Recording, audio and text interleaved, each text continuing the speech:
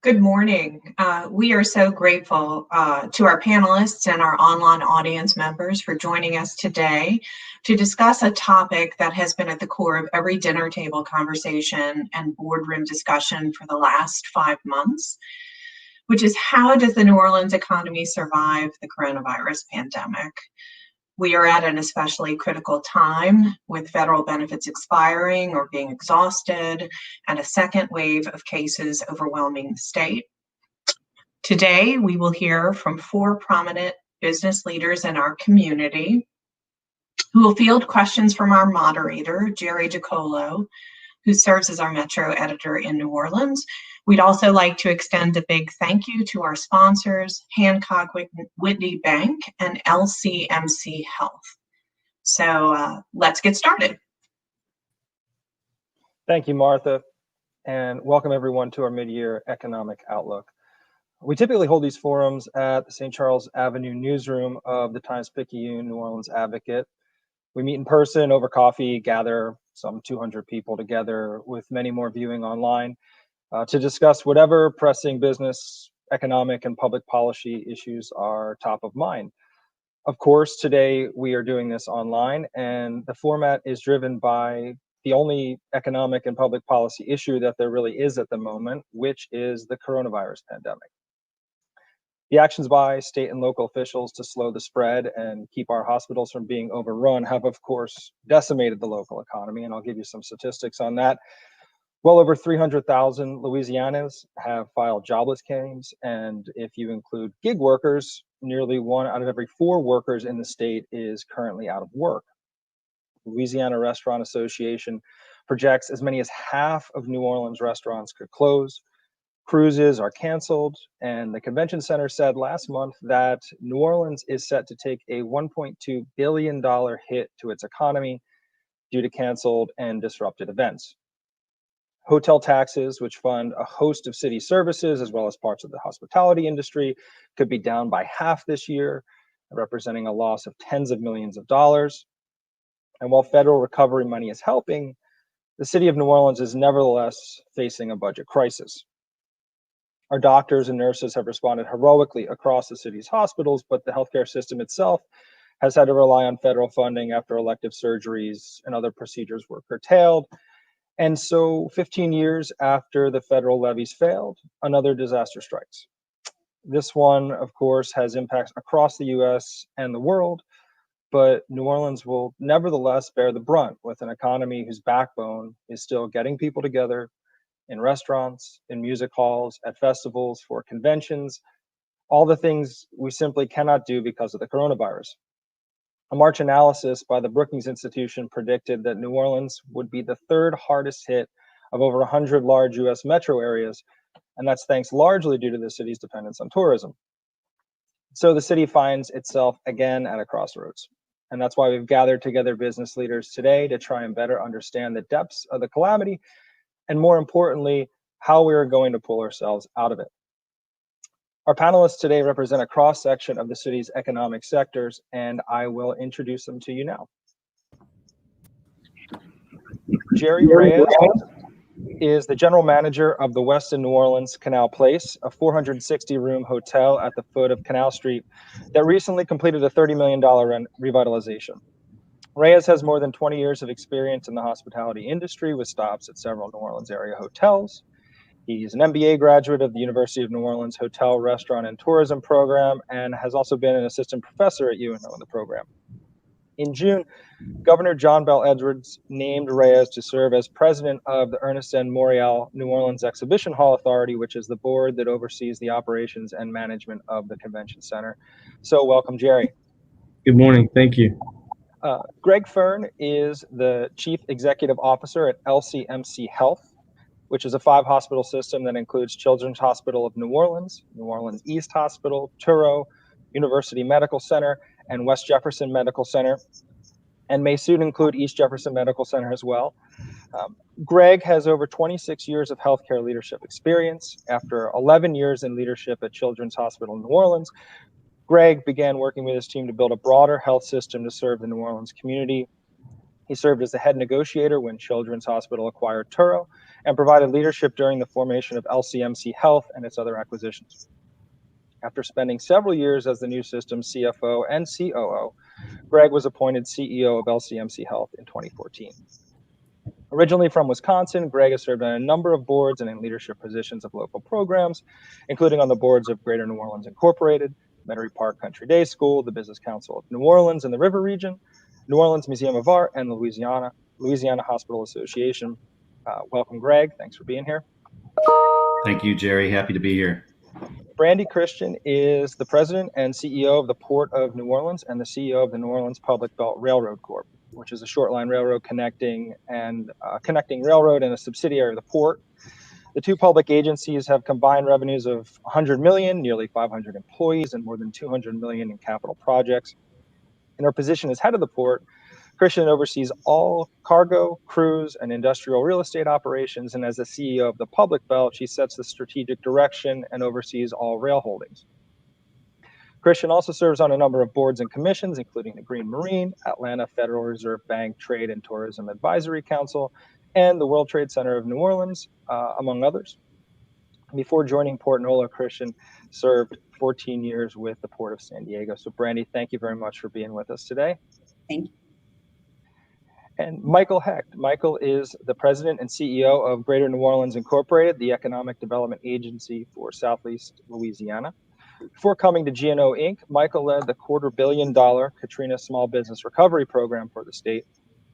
And before coming home to Louisiana, Michael worked for Mayor Michael Bloomberg in New York City, running the post 9/11 small business program. An MBA from Stanford, with an undergraduate degree from Yale. Michael has been recognized as one of the 10 people who made a difference in the South and was the 2018 CEO of the Year in New Orleans. So, Michael, thank you very much for joining us.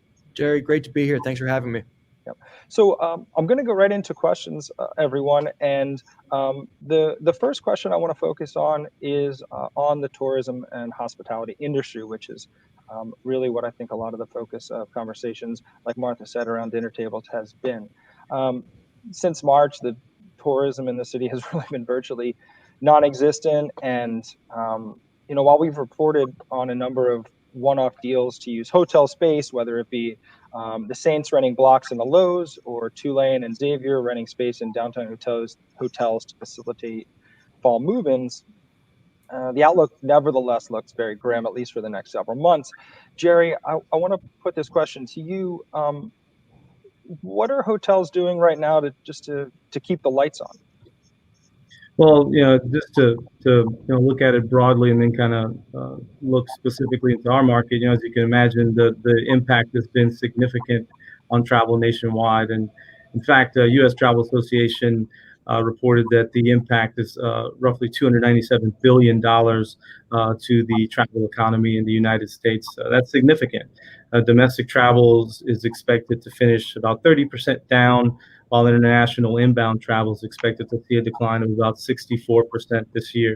This is significant, and we've obviously, since the pandemic hit, have been pretty heavily dependent on solely transient travel. All of our conferences individually for hotels have canceled out for the remainder of this year. The convention center has also seen all of the conferences canceled through this year. Obviously, everyone has been trying to hold on to those, but with this pandemic still being a moving target, we're subject to really the nature of when we will get beyond that and people will feel safe in traveling. But in Louisiana, we've, as we look at the analysis from U.S. travel, each week since the beginning of the pandemic, we've seen about a 49.5% decrease in travel spending.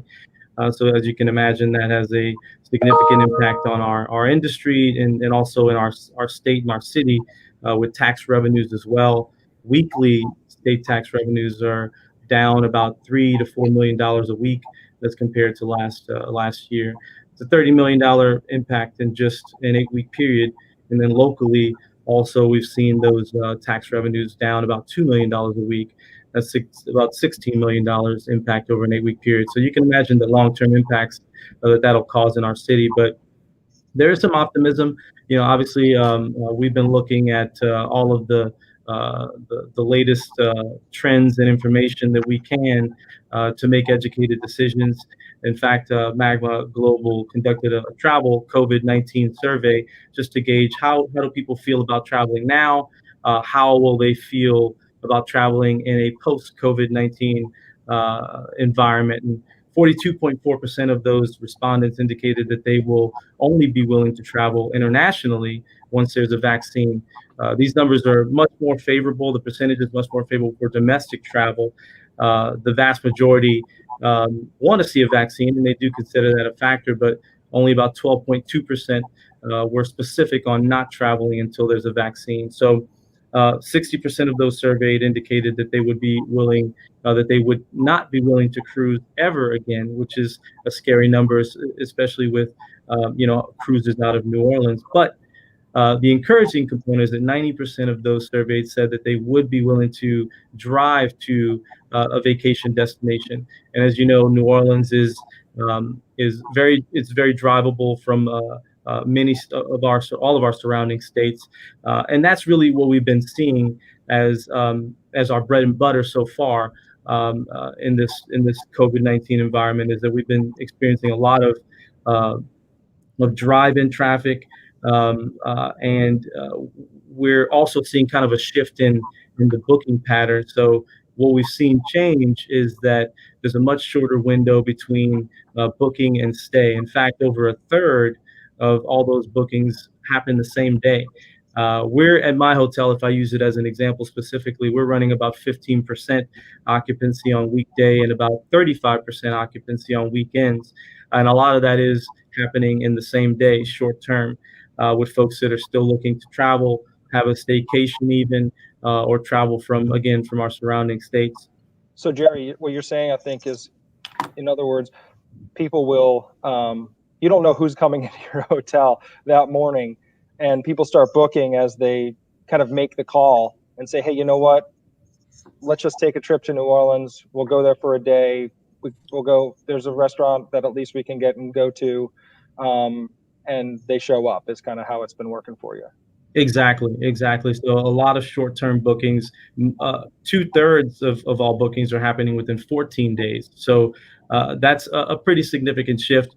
Obviously, our main focus is on making sure that everyone feels safe. That's the main concern. The top concern is that they feel like they're coming into an environment where we're following all the right protocols, doing everything that we can to ensure our associates' safety as well as their safety as our guests as well. So we've done a lot of focus on that. That's really where, as an industry, even with the Greater New Orleans Hotel and Lodging Association, we have a small working group, and we meet 3 times a week, and our focus is specifically on sharing all of those best practices. What is everybody doing to make sure that we convey that to our guests, and that we all share ideas on how we can best approach safety in general. But the positive is that there is a lot of pent up desire to travel. The survey also showed that is that once we can get on the other side of this, things will rebound. We will see travel come back. We will see the desire to book in destinations specifically like New Orleans come back. Some of the details on the survey also showed that there's a hesitation to travel internationally. So what we'll see with a destination like New Orleans is that we will be in higher demand. If we're doing the right things, if we are prepared, we will be able to capture some of those that may have been looking to travel internationally. One other thing that I'll point out, just in terms of how our business has shifted, and a lot of our hotels have experienced, is that those that may have been looking to book a destination wedding elsewhere or travel abroad to have a wedding, they're looking more locally. So we've seen a significant uptick in the demand for and actually bookings for weddings, not only into the future years, but even this year with folks that were planning on being abroad or being in other states for their wedding. They're looking to move those and keep them here. So obviously New Orleans is not a bad alternative to any of those. So we're capitalizing on that and doing all we can to make sure that we ensure that they feel safe. Yeah. I want to throw it over to Brandy because Jerry did talk a little bit about the cruise business. I'd be interested to sort of find out, a little bit of the outlook for cruises. I mean, I know that I think it was earlier this week, Carnival again extended their delay in cruises till October. They've kind of continued to extend it over the last several months.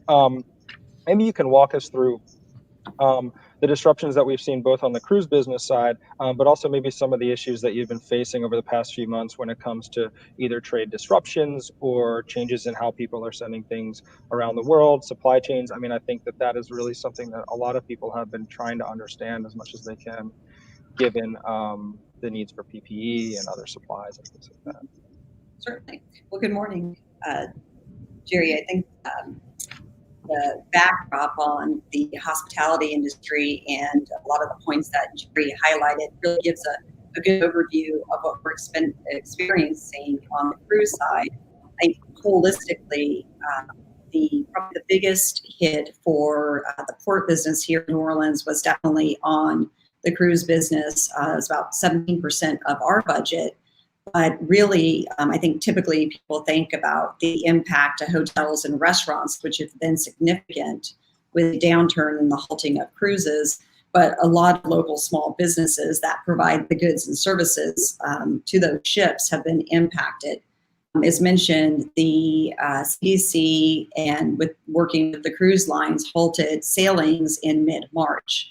And they are continuing to work with CDC and trying to take an industry coordinated approach to sailing again. I think the cruise industry recognizes that for them to be successful, that they have to have a coordinated effort in terms of the health and safety protocols and guidelines with the CDC. So I think you've seen most of the lines timing their return to be around the fall if they can reach agreement on those protocols, because the health and safety is going to be the most important aspect of cruise. From an outlook standpoint, as Jerry mentioned, the cruise industry is always been one of the most resilient tourism industries. You've been seeing that after 9/11 because such a small population has ever gone on a cruise. So there's a big untapped market. I think most surveys are pointing to those that have not cruised probably have the most fear post-COVID. I can tell you with the bookings that have already been opened by our cruise line partners for next year, the bookings are going extremely well, surprisingly well. The cruise industry, for them to be successful, are going to have to adapt a lot of the operations, both here at the port with the terminal, but also on board. I think you're going to see a lot more technologies around sanitation, use of HVAC systems, UV lights, automated sanitation of all bags, goods, products, and people that enter and come off of the ship. You're going to see a lot more touchless technology. When they do begin sailing, they will reduce their occupancy. Right now, the river cruises are aiming for about 75% occupancy to make sure that you have that social distancing and less gathering of larger groups. And you're going to see many of those common areas like buffets, et cetera, probably be suspended within the operations. Right now, the current outlook from the industry is that they should be back to the 2019 levels by 2023 if things stay on the trajectory with the recovery of COVID where we are today. I can tell you, and I think Jerry kind of pointed to this, is what we're hearing from our partners is what is going to be attractive is short itineraries, domestic and not very exotic itineraries for people to be comfortable. That bodes very well for New Orleans. We are a strong drive market. We are between Florida, Texas, and New Orleans. We are the top 3 ports that have been targeted for return of cruise. We are even seeing itineraries and requests that typically we wouldn't have cruises during that season, but they don't want to go to the other markets. They're going to try to stay in North America. So we may actually pick up some of those calls we traditionally would not have. But for it to be successful, I think it'll be a little bit of a slow climb back. It's going to be very important that it is a coordinated return by the industry with very strong protocols put in place.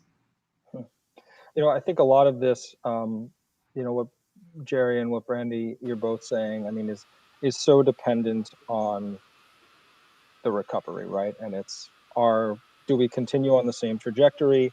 I would say, I want to turn it to Greg, because, someone that runs 5 area hospitals probably has some of the best insight into some of the things that are happening with dealing with that recovery, with some of the Herculean efforts that our doctors and nurses have been taking on over the past several months. We've heard from a lot of the doctors and nurses. We've learned about new treatment plans, and we've also started to see, at least in the New Orleans area, some improvement in terms of hospitalization rates and, like I said, new treatments where there's fewer people on ventilators and things like that. Maybe you could just walk us through a little bit of what it looks like in your hospitals today in the region, to get a better sense of what's going on there. Sure, Jerry. And I do appreciate you recognizing the Herculean effort by our physicians, nurses, respiratory therapists, frontline staff. They've been at it for quite a while now with the pandemic. I would tell you that we are very much at a manageable place right now in our hospitals in New Orleans, and I think the greater New Orleans hospitals could say the same thing. So we, for the most part, had our peak around April 1st, and I think that would go to Ochsner and East Jeff and the other hospitals in the area. At that point in our adult facilities, we had 400 positive patients, inpatients, in our facilities. And today, or as of yesterday, we had 51. And if I go back to April 1st, we had over 100 patients in our intensive care units. This morning, we had 15 across our 4 adult facilities. And 22 of those 51 patients were transferred in from outside the greater New Orleans area. So we are helping other areas of the state. Every region is reacting a little bit differently. So back at the end of March, early April, when over 60% of our inpatient census was COVID-19 positive, with some really sick folks in our intensive care units, today we're at about 8%. So we're at a manageable number because we are doing elective non-emergent procedures. Back in March and April, all of those had been stopped, which allowed us that excess capacity to take care of the COVID-19 patients. So we still have that certainly in our toolkit. We can reduce non-emergent procedures. We haven't needed to do that. And we've been hovering around that 8 to 10% of our census number over the last several weeks. The trailing 14 days has come down a little bit. So we feel pretty good about it. I know other areas of the state, Lake Charles, Lafayette, Baton Rouge, have a bit of a different story. Lake Charles, Lafayette, I believe that several weeks ago, they began to limit their elective procedures to give them some more capacity. I think Baton Rouge is doing the same thing. But we feel pretty good about where we are. It's manageable right now, and we're liking the trend that we've at least seen post 4th of July. The trailing 14-day numbers are pretty good. We're also seeing just a younger demographic present in the ED. So these individuals aren't as sick as the individuals we saw back in March and April. The racial demographics have shifted a bit. So we're seeing some admissions, but a lower length of stay.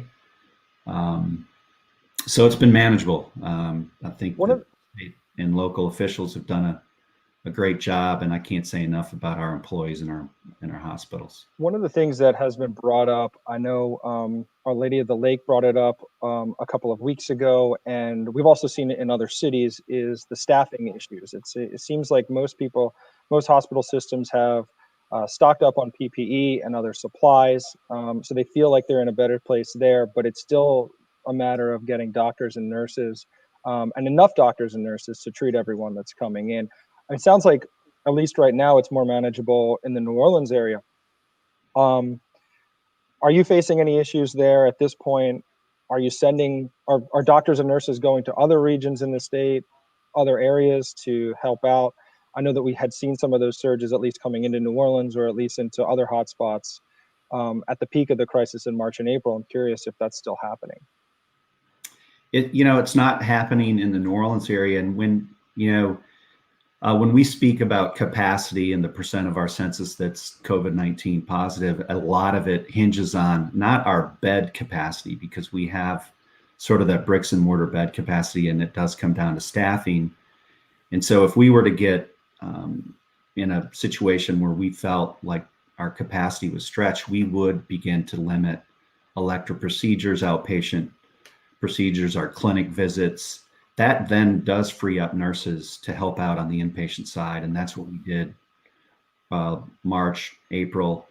And I think Baton Rouge and Lake Charles, Lafayette, they're in a situation where they've been doing that. So at their peak of being stretched, there was most likely some elective procedures still taking place or non-emergent procedures that they can begin to reduce. So I see. Fortunately, we've been in a manageable situation here in New Orleans, not to the point where we've allowed nurses or been able to allow nurses to travel across the state. It's a bit challenging, but I think one good thing that we learned in March and April, and it speaks to the resiliency of New Orleans, is all of the hospitals worked together around capacity issues. We bed balanced, we transferred patients, and we Ochsner, East Jeff, Tulane, we are helping out the state in terms of allowing transfers in to help relieve the pressures on hospitals across the state. What do those collaborative efforts look like between the hospital systems? Is this something where you and your counterparts are getting on once weekly calls, twice weekly calls? Is it a sharing of treatment protocols between the heads of different emergency rooms? How does that collaboration work? What does it look like? It's all of the above. So back late March, early April, at one point we were having daily calls, usually 3 times a week, between LCNC Health, Ochsner, East Jeff, Tulane HCA, to talk about our bed capacity, who had limitations in their intensive care units. Those conversations allowed for hospitals to transfer patients when they became saturated. We talked about treatment plans in intensive care units, how much ventilator use was there, how soon were we getting folks on ventilators, et cetera. So that type of clinical sharing was taking place, not just in the New Orleans area, but even across the state, with weekly calls between chief medical officers of hospitals. In the July timeframe, we did start our weekly calls again in the greater New Orleans area, just because we knew there was a bit of a bump up. Hospitals were feeling a capacity crunch, just because we were actually back providing non-emergent care and emergent care. We wanted people to get back to feeling like it was safe to be in hospitals and not put off care, use the emergency room when you need it, and not stay at home too long where you can, where conditions can worsen. And so all of that has continued to work well. It's great collaboration amongst the healthcare providers, not just in New Orleans, but across the state. See, I'm gonna turn to Michael, who I think is doing double duty right now, working the front desk at GNO Inc., as well as being on this conference call. So that's impressive. Michael, Always branded all the time.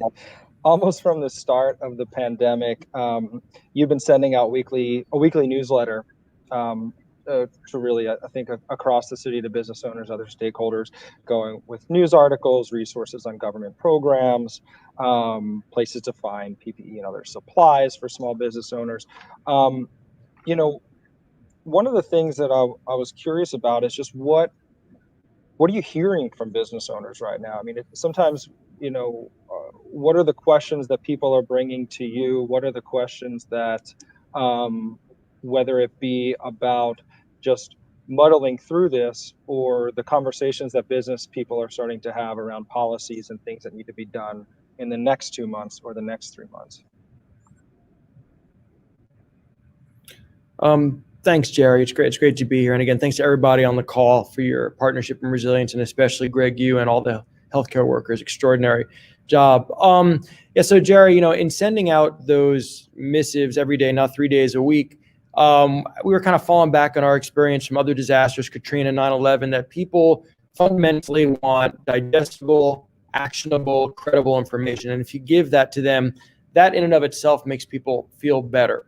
But then in the conversations that I think we've been regularly having, probably one theme that's come through this that I expect actually to become more pronounced again is about cash preservation. I'm a recovering restaurateur, and so I understand what this means. And to give you an example of that, I was talking to a restaurant owner about the PPP when it came out. And the restaurant owner said to me, well, this is a great program. I can get a few $100,000, but the problem is, in order for me to get that loan forgiven, I actually have to spend the money. So yeah, I'm going to be able to keep my people employed for another month or two. That's good. But at the end of those 2 months, if we're still on lockdown, I have no more cash. I'm in just as a tenuous cash position as I would have been otherwise. And so I think trying to help people understand in DC that when you're a small business owner, that cash and cash flow is king, and that's what really matters. That's been a theme we've heard from our local businesses. And I think that's why you've seen some changes to the PPP come down, where now the forgiveness criteria and the timing is more relaxed to allow businesses to maintain their liquidity, maintain cash so they can stay open. That's, I think, been a prominent theme. Jerry, what are you hearing from workers? How many have you been able to keep on? What are your expectations for bringing more back? I'd be curious, just the concerns you're hearing. What are the calls like that you get, and what does the runway look like? Well, it's limited, as you can imagine. Running 15% occupancy, the need is not as great as we would like, of course. So our main focus has been to communicate what's available with all of our associates. So we've been in constant communication with them, making sure that they're aware of the assistance that's available, helping them throughout this process with any and everything that they might need. So we found ourselves to be more in that lane of making sure that they have all the information of all the resources that are available to them. But as you can imagine, given the need, we're running pretty much with a limited crew here on property, as are most properties. There have been many properties that have been creative in trying to make sure that we keep everyone while they're furloughed, keeping them engaged with information. But really, it's been limited in terms of who's actually on property. But I do believe, and to Michael's point, that people want information and they want to be informed, and that helps them make educated decisions. And the same applies to our employees with regards to what's happening on property, what's happening in the city, what resources are available to them. And we've found success with being that lane of communication from to people, them.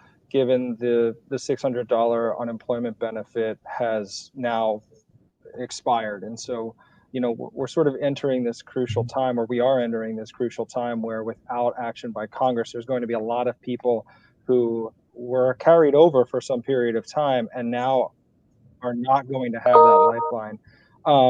Right. I mean, what's your view? I mean, do you think a lot of these workers can make it without that type of benefit? I mean, what do you hear from them? Do you get those calls? We're getting some. I believe that they're waiting and they're hopeful, and we're all hopeful that something will happen because we're just as concerned as they are, just to make sure that they're able to weather through. And again, we're providing all of the resources and alternatives that they might have, but I don't believe that we've hit that window for them just yet, where we're going to. We've gotten flooded with calls. I believe that that's coming as people continue to be nervous about what is going to happen. But as of yet, we've only gotten a couple here at my property in particular. But we do believe that that's coming. But we've also, again, even with that, as we get information, we communicate that out to them. We have all of our associates on an app for my property, and we're constantly communicating out any information as we have it. Greg, I want to stick on the employment question, or the job, or the worker question, for a little bit longer. There's been a shortage of nurses. I think it's been something that has been an issue in the U.S. for a long time. This is, it's always a crisis sometimes that makes you realize how the depths of what you need, and how essential these essential workers are. I want you to look forward a little bit and talk through if there are things that we need to do, whether it be in education, whether it be in incentivizing people to go into some of these fields, particularly maybe nursing. We'll use that as an example in the hospital system, to try and bring more people in and make it so that we don't have these situations where, when there is a surge, we don't have the body. Yeah, I think, New Orleans and its academic institutions, and also its technical schools, our work with LSU and Tulane, Delgado, Dillard, I think the healthcare enterprise can work with those organizations to begin to ramp up not just the supply of RNs, but LPNs, patient care techs, lab technicians, respiratory therapists. We've seen what a reliance on a healthcare system can look like, and what it looks like when there's a shortage of personnel. So I think that's part of bringing back the economy in New Orleans, is healthcare systems working more closely with the educational institutions to grow the next generation of healthcare professionals. And that can be New Orleans, and it can help the supply in New Orleans, but it can also help the supply around the country, because there has been an RN shortage for quite some time, and we certainly felt that during the pandemic, and even the ability to staff something like they did at the convention center.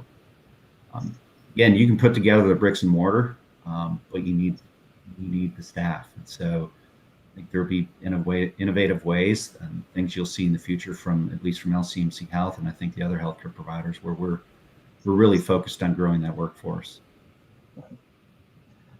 Michael, I think you said it best, where it's just, businesses are just trying to survive. I mean, they're just trying to make payroll. A lot of them, even if it's only 10% of their previous payroll or 30% of their previous payroll. One of the things that has come up a lot in the discussions around jobless benefits and how we support workers when we have recessions, or in this case, something that could be, if we don't have the right policy response, something that's closer to looks a lot more like a depression, are the policies that need to be in place, and there's safety net policies that need to be in place when businesses can't support the workers, when there are layoffs like this.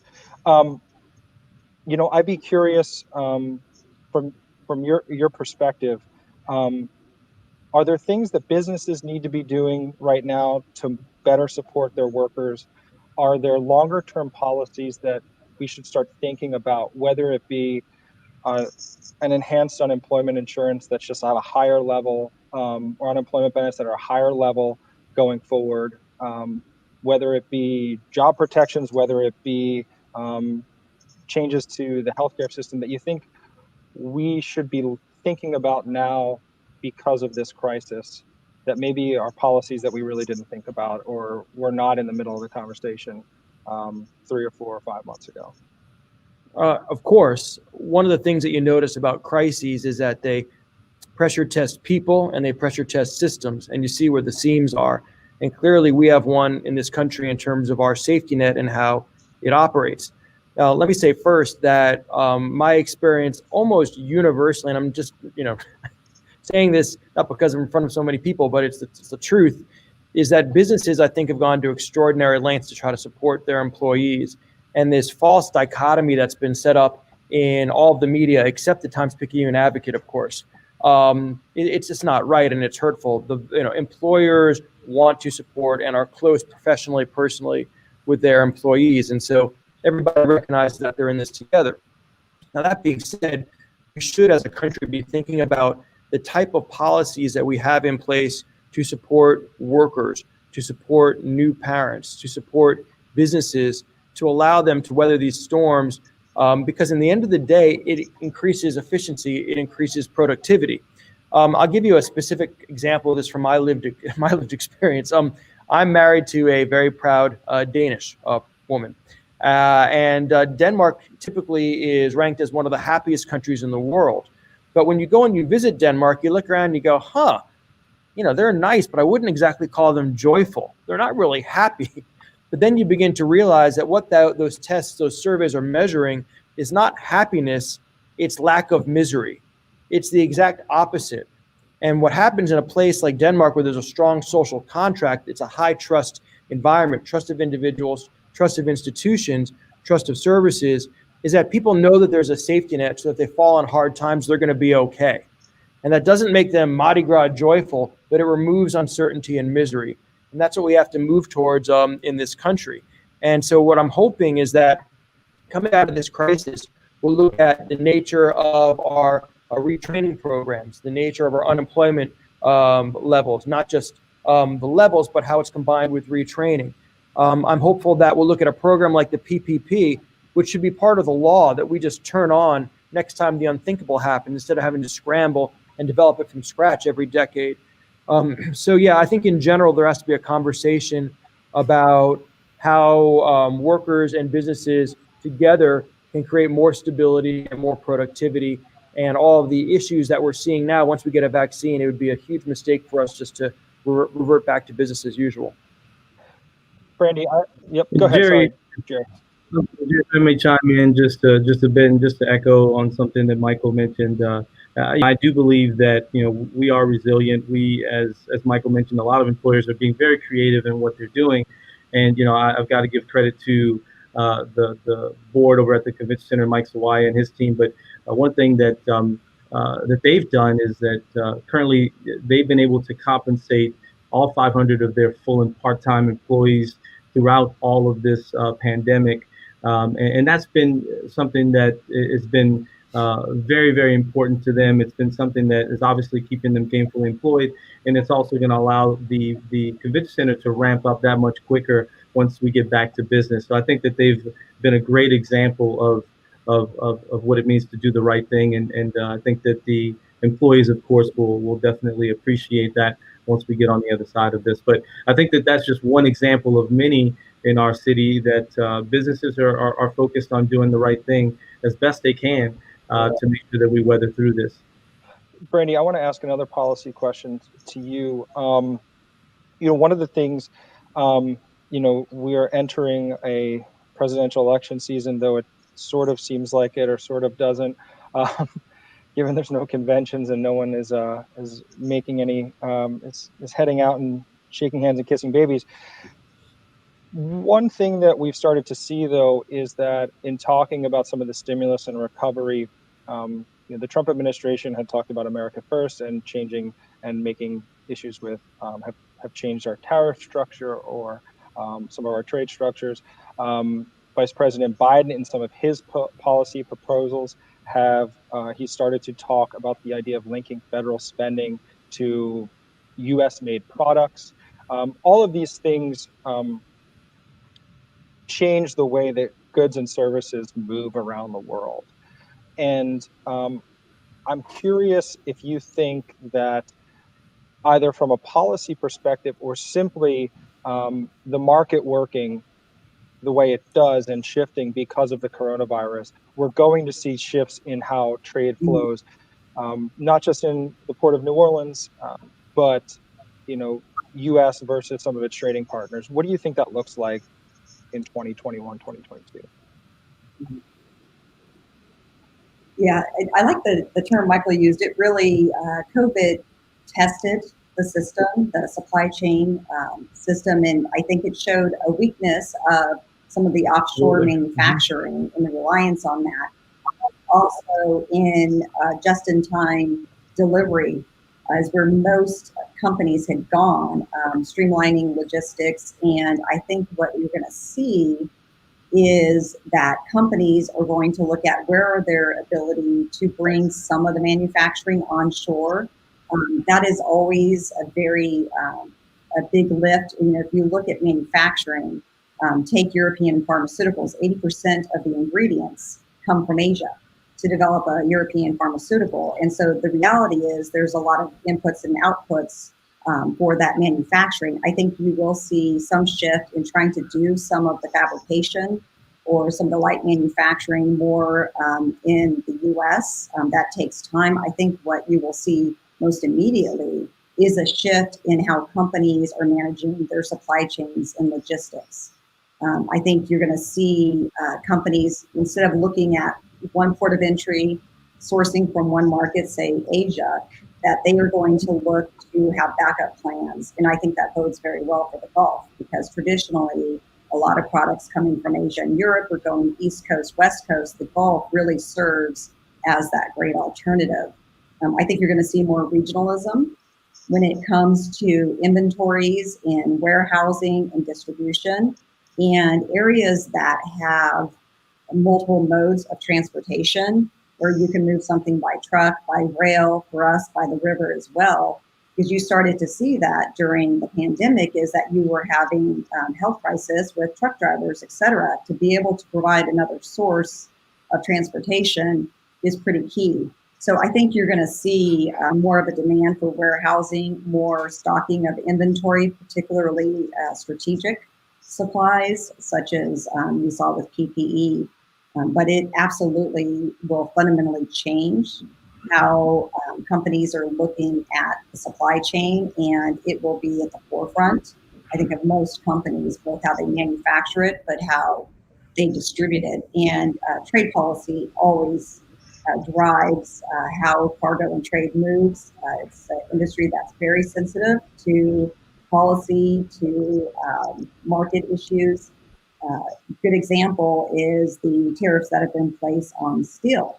And we're traditionally, the last 2 years, we've been down about 30% here on the river in terms of the importing of steel. Just this last month, all of the terminals around here were down 58%.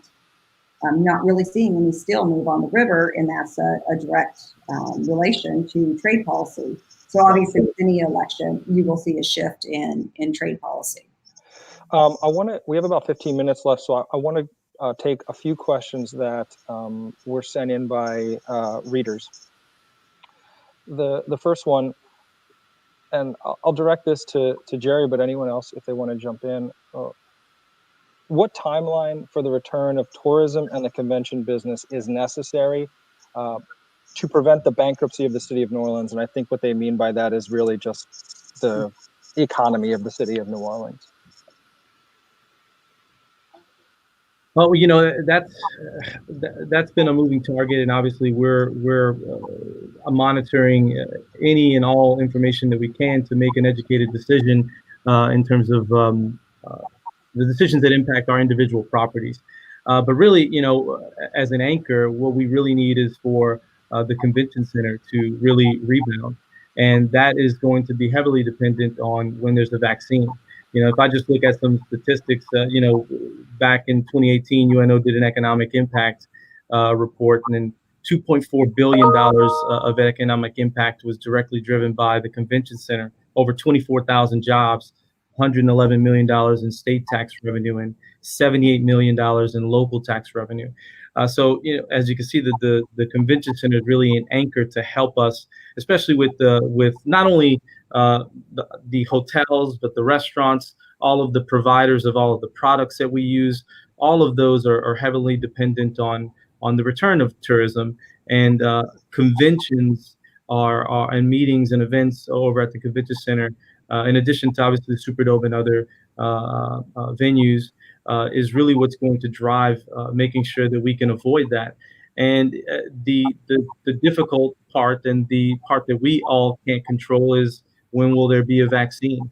As I mentioned earlier, I really believe that there's a lot of pent-up desire to travel. We've constantly interfaced with groups daily that they want to do business. They want to come back to New Orleans, but they obviously have to make educated decisions, have to do what's right, what they feel is safe.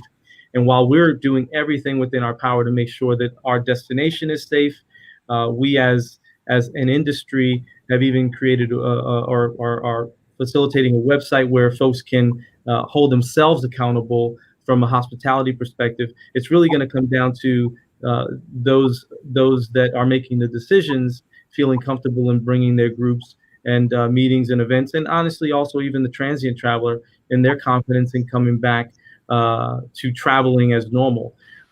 So it's really tough to tell on when that will happen or when we need that to happen. Most hotels right now we're holding our own with the minimal occupancy that we have, but that's only going to sustain us for so long. But we are, what's great is we've all been laying the groundwork, the convention center as well, laying the groundwork to make sure that folks feel safe and that they're reassured. You may have heard also that the convention center was able to receive the Global Biorisk Advisory Council certification.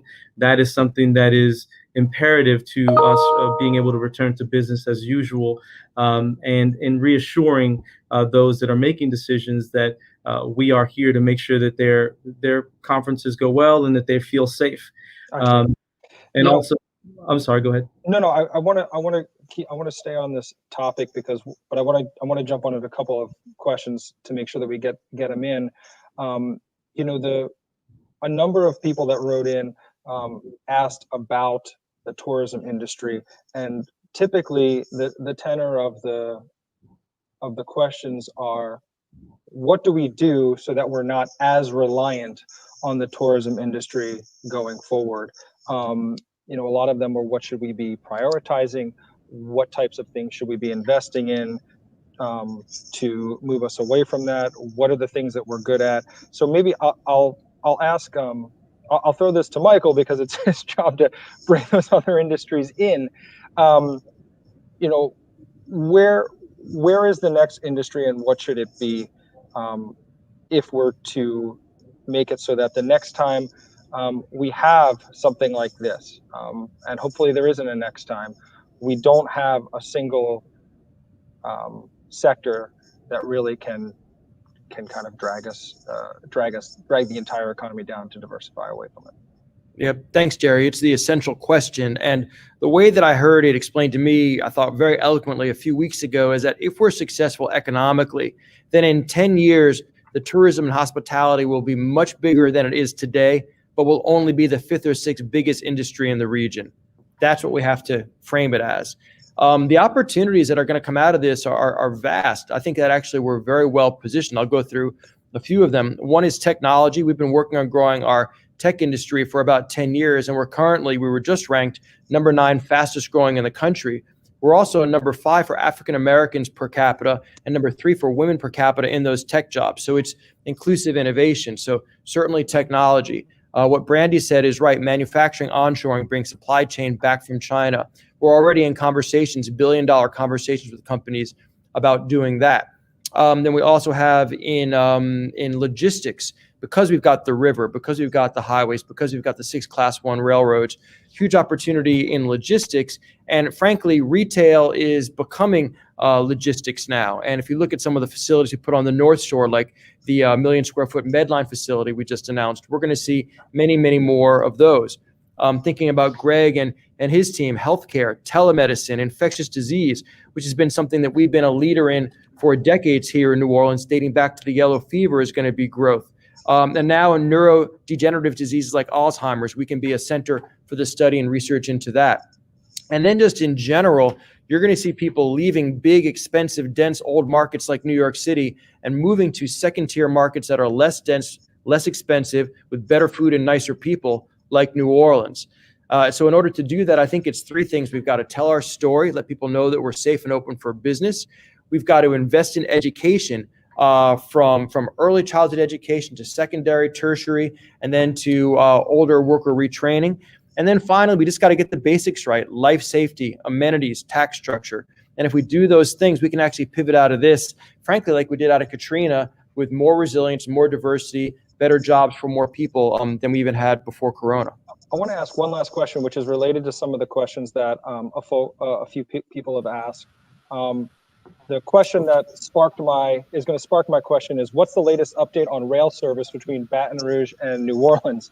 But the question that I'd like to kind of pivot to is, Michael, I think the last time you came in to talk to us, you talked about the Baton Rouge and New Orleans metro areas as needing to be thought of as more of one metro area.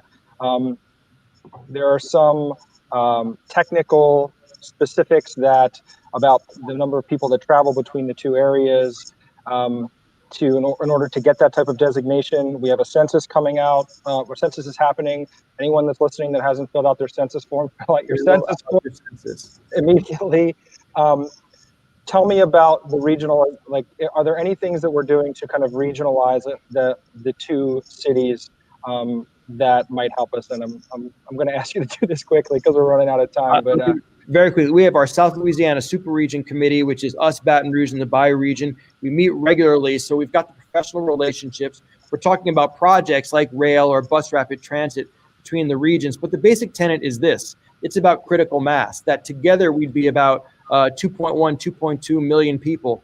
And we'd have enormous human capital potential, political potential, economic potential. If we're going to compete against Atlanta, which considers itself a landmass that's 80% the size of Massachusetts, we're much stronger together than apart. So Dallas, Fort Worth are trying to come together. We're trying to come together with Baton Rouge. It's a political and economic necessity, we think. Well, everyone, I want to thank you all for joining us today. I thought this was a great conversation. I think Martha is going to jump back on here and jump in. But thank you very much for taking the time this morning. Thank you, Jerry. Thank you, Jerry. Yes, we here at the Times-Picayune and the Advocate are extremely grateful to have business leaders sort of expand on these issues with us. We are struggling with them every day in our coverage, and I think it's a terrific service to our readers and our online audience to hear directly from you. So thank you for your time, Brandy, Jerry, Greg, and Michael. We really appreciate it. We also appreciate our sponsors for this particular conversation, LCMC Health and Hancock Whitney Bank. And keep fighting. We will here at the newspaper. So thank you guys. Have a wonderful day. Thank you. Martha, thanks to you and all your team. We really appreciate you. Great. Thanks, Brandon. Thanks, Jared. Thanks, Greg. Take care, y'all. Bye-bye. Bye. Bye-bye.